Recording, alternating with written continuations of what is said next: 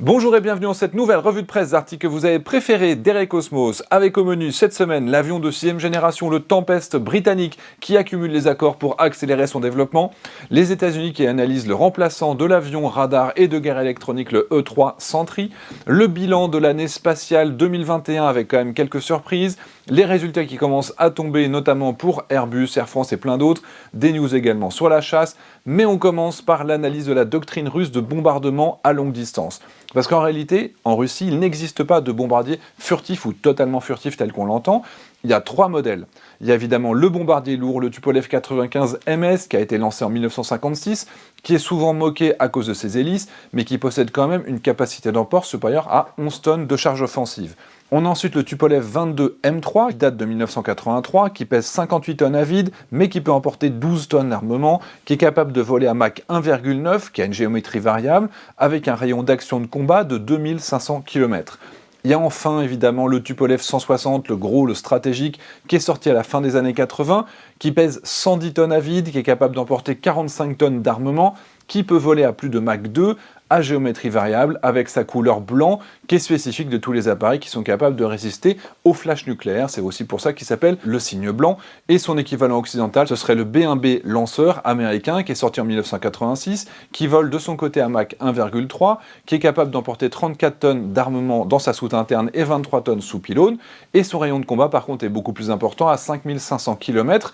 Mais les États-Unis ont surtout le B-2, l'avion furtif ultime, qui lui, de ce côté, n'a pas d'équivalent, parce que quand on parle d'avion furtif, on pense évidemment d'abord au F-117, au F-35, au F-22, au B-2. Ces appareils-là n'ont pas aujourd'hui d'équivalent du côté russe.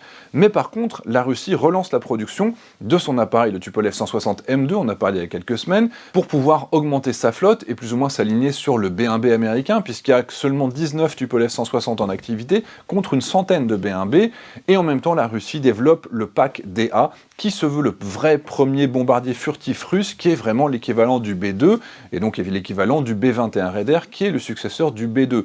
C'est-à-dire que ce sont des appareils qui sont a priori subsoniques, et pour le B-2, qui a une capacité d'emport de 23 tonnes d'armement en soute. Mais du coup, jusqu'à maintenant, cette absence de furtivité et la portée opérationnelle qui était un petit peu plus faible de la part des bombardiers russes par rapport aux bombardiers américains, elle était compensée par des missiles de croisière qui, par contre, sont super intéressants et qui sont parfois furtifs, notamment le KH-101. Il a été testé en 2003, il est opérationnel depuis 2012, il pèse 2,3 tonnes au lancement, dont 450 kg d'explosifs, donc c'est l'un des plus lourds au monde. Il a une vitesse de croisière de seulement Mach 0,58 grâce à des simples turbofans au lieu d'avoir des tas de réacteurs. Mais du coup, ça permet d'avoir un moteur qui est simple et léger, qui a une consommation qui est réduite et qui lui confère une autonomie de 5 à 6 heures de vol. C'est-à-dire qu'il a une portée opérationnelle confirmée de 2800 km et même 4500 km qui ont été annoncés aussi grâce aux ailes déployables qu'il possède et qui permettent du coup de voler réellement comme un petit avion. Côté furtivité, évidemment, et en plus il a des gros avantages, il est capable d'avoir une trajectoire surbaissée, c'est-à-dire il vole entre 30 et 60 mètres d'altitude, c'est-à-dire sous le cône de détection des radars, d'autant plus qu'il est évidemment lié au GPS russe qui s'appelle le GLONASS, avec un système de reconnaissance optique du terrain pour identifier ses cibles, mais aussi pour naviguer, donc c'est très difficile à brouiller. Et il est composé de matériaux absorbants furtifs, comme le B-2 américain ou le F-22, c'est-à-dire qu'à défaut d'avoir l'appareil qui est lui-même furtif, c'est le missile qui est furtif. Son équivalent américain, c'était l'AGM-86 ALCM, qui était tiré depuis les bombardiers B-52, qui avait une capacité de vol de 4h30 et qui volait par contre de son côté à quasiment la vitesse d'un avion de ligne. Il a été retiré du service il y a quelques années et il est simplement remplacé par l'AGM-158 qui pour sa part a une portée inférieure à 1000 km et en Europe en missile de croisière on est plutôt sur le Scalp qui a une portée qui est autour de 500 km au maximum. Donc la Russie va continuer à monter en puissance avec ce binôme entre les bombardiers et les missiles furtifs. Et de toute façon, les missiles sont absolument centraux dans la stratégie russe, parce que sur les 6 nouvelles armes stratégiques qui ont été dévoilées par le président Poutine en 2018, 4 sont des missiles, notamment le missile intercontinental Sarmat de 200 tonnes, les 2 missiles hypersoniques, dont le Kinjal, qui est le premier missile hypersonique en activité au monde, on en a parlé, déployé sur le MiG-31K, un programme beaucoup plus secret comme le missile à propulsion nucléaire Burevestnik, le 9M730, qui est théoriquement avec une capacité de vol illimitée. C'est-à-dire que théoriquement, il pourrait même attaquer à revers, faire le tour du monde, pourrait voler pendant des jours et des jours jusqu'à finalement ce qu'on lui donne l'ordre de tirer. Ce qui veut dire aussi pour les Américains, en tout cas pour la cible, qu'il ne faut pas juste se préparer à être attaqué du côté de la Russie, mais aussi à revers. Donc c'est très compliqué à gérer. Par contre, il y a eu un accident en 2019, il y a eu des grosses détections de radionucléides dans l'atmosphère autour de la région. Donc on ne sait pas exactement où en est ce dossier. En tout cas, c'est évidemment des armes qui sont très particulières. Il y a également, en dehors des missiles, les armes laser et un submersible ultra rapide, beaucoup plus rapide que les sous-marins. On passe aux chasseurs et comme attendu, on commence à avoir des signaux pour l'acquisition du F-15EX de Boeing par l'Indonésie en complément du Rafale. C'est-à-dire que l'on a la Defense Security Cooperation Agency américaine qui a émis l'autorisation pour des futures commandes du F-15 par l'Indonésie. Les deux appareils, ils sont très clairement complémentaires. Le Rafale, il est omni-rôle avec ses missiles RR qui ont une plus longue portée que celle du F-15. Et même si le Rafale a un meilleur ratio arme-emportée par rapport au poids de l'avion, le F-15, c'est réellement un vrai camion à bombe. Il a des capacités incroyables, il peut emporter jusqu'à 22 missiles RR. Il vole plus haut, il vole plus vite. Par contre, il n'a pas la capacité super croisière. Son gros défaut serait plutôt au niveau de sa surface équivalent radar. Le F-15EX, c'est à peu près 10 mètres carrés de surface équivalent radar, contre seulement 0,1 mètre carré pour le Rafale, et ce sera certainement encore moins avec le Rafale F4, puisqu'il y a des évolutions également sur sa structure qui permettra de réduire encore sa surface équivalent radar. Or, en capacité de détection par un radar ennemi, on se fait détecter 2 fois plus loin si on a une surface équivalent radar qui est multipliée par 10. C'est-à-dire que le F-15EX il se fait détecter à 200 nautiques par le système S-400 russe. Ça, c'est une fiche comparative américaine. Donc le Rafale, évidemment, qui est 100 fois plus petit en termes de surface équivalent radar, se fera détecter 4 fois moins loin, c'est-à-dire à 50 nautiques. Et si vous êtes curieux, le F-35, c'est officiellement 21 nautiques de détection. Donc là, on est vraiment sur des distances qui permettent de tirer directement sur le S-400. Le F-15, également, il est plus cher à l'emploi, il est autour de 27 000 $ de l'heure de vol, ça c'est un objectif pour 2025, et également des petits signes pour l'exportation du F-15 vers l'Inde, avec une autorisation encore une fois qui a été émise par les États-Unis, parce que le F-15 y participe à la compétition MRCA 2, qui doit permettre de fournir 110 avions à l'Inde, une compétition dont le premier volet avait été gagné par le Rafale contre le MiG-35, l'Eurofighter, le F-18, le F-16, le Gripen entre autres. On retourne en Europe avec la Grande-Bretagne et son Tempest qui multiplie les accords et les partenariats. Vous savez qu'il y a plusieurs programmes de chasseurs de 6e génération. Le NGAD aux États-Unis qui connaît une déclinaison pour l'armée de l'air et une autre pour la Navy. Le NGF qui appartient au programme SCAF qui est géré notamment par Dassault et Airbus pour la France, l'Allemagne et l'Espagne. Le Tempest, lui, de son côté, c'est la Grande-Bretagne avec British Aerospace, l'Italie avec Leonardo et la Suède avec Saab. Et au Japon, il y a le FX qui est développé par Mitsubishi Heavy Industries. Du coup, il y a eu un premier accord entre la Grande-Bretagne et le Japon pour développer un moteur commun par Rolls-Royce avec déjà 270 millions de $ qui ont été avancés par le Royaume-Uni.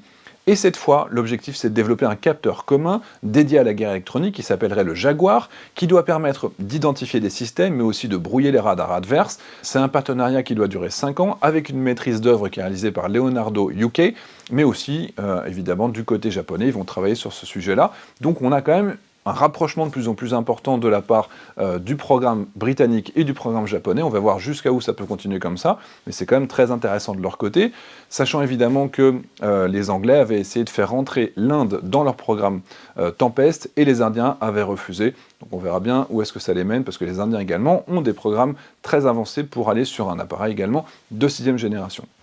En ultra bref maintenant, on a les 2 premiers J-10C aux couleurs des forces aériennes pakistanaises qui ont été aperçus sur une base aérienne au Pakistan. Ils doivent bientôt être opérationnels avec probablement 25 avions qui ont été commandés. Évidemment, l'arrivée de cet appareil d'origine chinoise, c'est une réponse du Pakistan aux 36 Rafales qui ont été commandés par l'Inde. Sur le papier, c'est des appareils qui font la même taille, qui ont la même classification génération 4.5+, mais en réalité, les capacités réelles de l'avion sont mal connues. A priori, il y a des missiles qui portent très loin également, et c'est surtout sur ces moteurs qu'on a de sérieux doutes, à moins d'équiper l'avion avec des moteurs russes qui sont très largement supérieurs à ce que font les Chinois, qui ont toujours des difficultés aujourd'hui pour développer les moteurs. On passe au civil avec les résultats des entreprises qui commencent à tomber et qui sont réellement révélateurs des différentes dynamiques qu'on peut observer. D'abord, on a Airbus qui affiche des bénéfices records avec un résultat net de 4,2 milliards d'euros en 2021 après une perte de 1,1 milliard en 2020. Les efforts très clairement ont payé et c'est aussi révélateur d'une reprise des commandes et des livraisons. On avait seulement 268 commandes nettes en 2020, on en a eu 507 en 2021. Je vous rappelle que le salon aéronautique de Dubaï en 2021, en novembre, a été meilleur en nombre de ventes que le Bourget de 2019. Et donc on a également 611 livraisons, donc du côté industriel, ça recommence quand même bien à prendre, avec un objectif en 2022 d'arriver à 720 avions, ce qui serait le record absolu d'Airbus depuis sa création.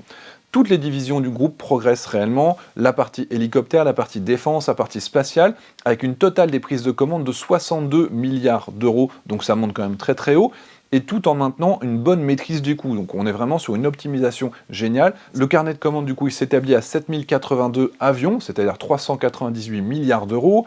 Et côté emploi, évidemment, il y a eu 10 000 départs volontaires et des départs à la retraite également qui ont été non remplacés pendant la crise. Du coup maintenant cette année, il y aura 6 000 embauches pour suivre du coup cette remontée en puissance. Les points forts pour Airbus en ce moment sur les ventes, évidemment, c'est la réussite de l'A350 version fret. Il y a encore eu des commandes cette semaine de Singapore Airlines et la part de marché croissante du monocouloir qui se porte le mieux avec évidemment ce monopole dont je vous ai déjà parlé sur l'A321 XLR. Deuxième nouvelle avec Aéroport de Paris qui pourrait de son côté sortir du rouge. Le chiffre d'affaires en 2021 a été de 2,8 milliards d'euros avec 160 millions de passagers sur l'ensemble du groupe, soit plus 37%, dont 41,2 millions pour Paris Aéroport. La moyenne du groupe, du coup, on pourrait espérer un rétablissement au niveau 2019 en 2024. Par contre, pour Paris, ce serait seulement en 2026 qu'on reviendrait au niveau de 2019. Donc, il va falloir attendre au moins 2 ans de plus pour la France par rapport au reste du monde, sur lequel le groupe ADP est très très présent. En dernier, on finit avec Air France qui de son côté a des pertes nettes à 3,3 milliards d'euros en 2021. C'est 2 fois moins qu'en 2020. Évidemment, le chiffre d'affaires a réaugmenté puisqu'on a fait plus 29% avec 14 milliards d'euros de chiffre d'affaires, mais ça reste très inférieur aux 27 milliards d'euros qu'on avait avant la crise. Il y a quand même des bonnes nouvelles, ça s'améliore, la dette a été réduite de 2,8 milliards d'euros, les augmentations de capital évidemment y ont contribué, et les liquidités sont satisfaisantes avec plus de 10 milliards d'euros, donc ils sont relativement sereins de ce côté-là. Un tout petit mot sur l'aviation d'affaires qui ne s'est jamais aussi bien portée avec énormément de vols et on bat partout les records. Il suffit de regarder les courbes d'Eurocontrol pour s'en rendre compte.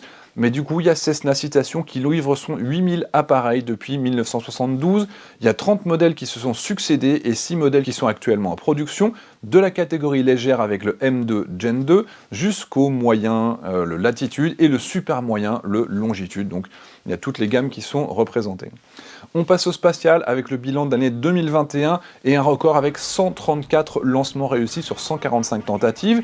Le précédent record il datait de 1967 avec 139 lancements, mais à l'époque on était en plein dans la compétition Est-Ouest. Il y avait notamment eu le premier lancement de la Saturn V qui devait permettre d'envoyer l'homme sur la Lune. Et donc c'est vraiment une grosse remontée depuis l'année 2004 qui était vraiment le plus bas qu'on a observé avec seulement 50 tirs à l'époque. La Chine est désormais le numéro 1 des lanceurs avec 52 tirs, suivi par les USA à 43 tirs, puis la Russie à 24 tirs, et l'Europe à seulement 6 tirs, notamment parce qu'il y en a beaucoup qui ont été reportés avec le Covid. SpaceX, de son côté, il faut imaginer, ils font plus de tirs que la Russie et l'Europe réunies, donc c'est absolument colossal. Les réussites de l'année, c'est le Launcher One qui est délivré depuis un avion déjà en vol avec Virgin Orbital. Il y a également le Rocket 3 de Astra, qui a quand même réussi, mais aussi un échec un petit peu plus tôt dans l'année. Et du côté des échecs, on a l'Alpha de Firefly au Texas, avec une défaillance sur son premier étage. Il y a également l'échec du Nouri sud-coréen, avec une avarie sur le 3e étage. Et il y a des grands absents qu'on attendait pourtant en 2021, mais tout ça est reporté encore une fois par le Covid. Le H3 de Mitsubishi, le New Glenn de Blue Origin avec Jeff Bezos, le Starship de SpaceX qui n'a toujours pas réussi à être validé par les autorités américaines, ainsi que le Vulcan Centaur de United Launch Technology. Du coup, l'année 2022, elle va être palpitante parce qu'il y a toujours autant de lancements qui sont prévus, plus d'un lancement par semaine juste pour SpaceX. Il y a tous les tirs en retard avec le Covid qui vont avoir lieu, il y a le retour également des sondes vers la Lune, il y a le début des assemblages de certaines stations orbitales, notamment la chinoise. Donc ça va quand même être une année qui va être super passionnante à suivre de ce côté-là.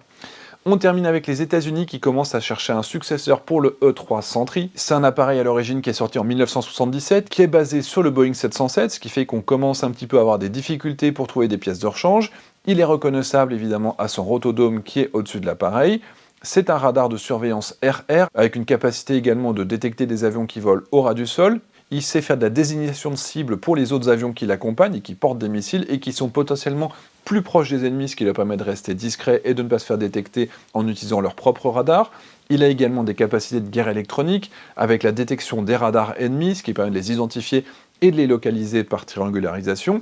C'est aussi un centre de communication, il centralise les informations et les connexions des autres unités qui sont impliquées dans une opération, et c'est également un poste de commandement aérien.